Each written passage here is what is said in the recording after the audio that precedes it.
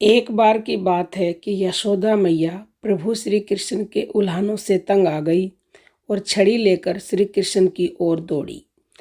जब प्रभु ने अपनी मैया को क्रोध में देखा तो वह अपना बचाव करने के लिए भागने लगे। भागते भागते श्री कृष्ण एक कुम्हार के पास पहुँचे। कुम्हार तो अपने मिट्टी के घड़े बनाने में व्यस्त था, लेकिन जैसे ही कुम्हार ने श्री कृष्ण को देखा तो वह बहुत प्रसन्न हुआ। कुम्हार जानता था कि श्री कृष्ण साक्षात परमेश्वर हैं। तब प्रभु ने कुम्हार से कहा कि कुम्हार जी, आज मेरी मैया मुझ पर बहुत क्रोधित है। मैया छड़ी लेकर मेरे पीछे आ रही है। भैया, मुझे कहीं छुपा लो। तब कुम्हार ने श्री कृष्ण को एक बड़े से मटके के नीचे छिपा दिया। कुछ ही क्षणों में मैया यशोदा भी वहां आ गई और कुम्हार से पूछने लगी, क्यों रे कुम्हार, तूने मेरे कन्हैया को कहीं देखा है क्या? कुम्हार ने कह दिया, नहीं मैया, मैंने कन्हैया को नहीं देखा। श्री कृष्ण ये सब बातें बड़े से घड़े के नीचे छुप कर सुन रहे थे। मैया तो वहां से चली गई। अब प्रभु श्री कृष्ण कुम्हार से कहते हैं, कुम्हार जी, यदि मैया चली गई हो तो मुझे घड़े से बाहर निकालो। कुम्हार बोला, ऐसे नहीं प्रभु जी, पहले मुझे 84 लाख योनियों के बंधन से मुक्त करने का वचन दो। भगवान मुस्कुराए और कहा, ठीक है, मैं तुम्हें 84 लाख योनियों से मुक्त करने का वचन देता हूँ। अब तो मुझे बाहर निकाल दो।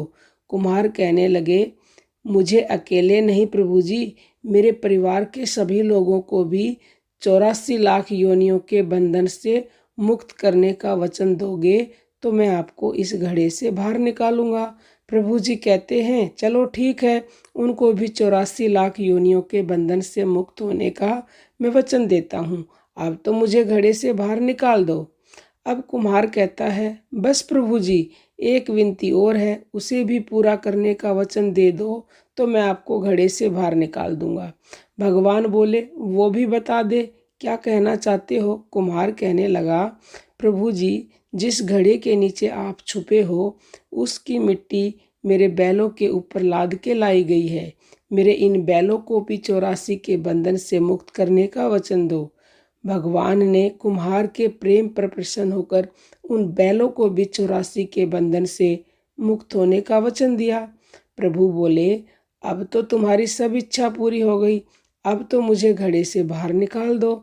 तब कुम्हार कहता है, अभी नहीं भगवान, बस एक अंतिम इच्छा और है, उसे भी पूरा कर दीजिए। और वो ये है, जो भी प्राणी हम दोनों के बीच इस संवाद को सुनेगा उसे भी आप 84 लाख योनियों के बंधन से मुक्त करोगे।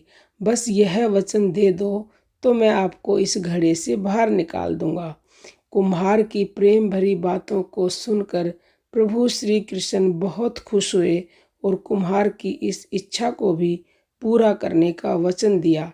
फिर कुम्हार ने बाल श्री कृष्ण को घड़े से बाहर निकाल दिया, उनके चरणों में साष्टांग प्रणाम किया, प्रभु जी के चरण धोए और चरणामृत पिया। अपनी पूरी झोपड़ी में चरणामृत का छिड़काव किया और प्रभु जी के गले लगकर इतना रोए कि प्रभु में ही विलीन हो गई। जरा सोच करके देखिए, जो बाल श्री कृष्ण 7 कोस लंबे चौड़े गोवर्धन पर्वत को अपनी 51 उंगली पर उठा सकते हैं, तो क्या वो एक घड़ा नहीं उठा सकते थे?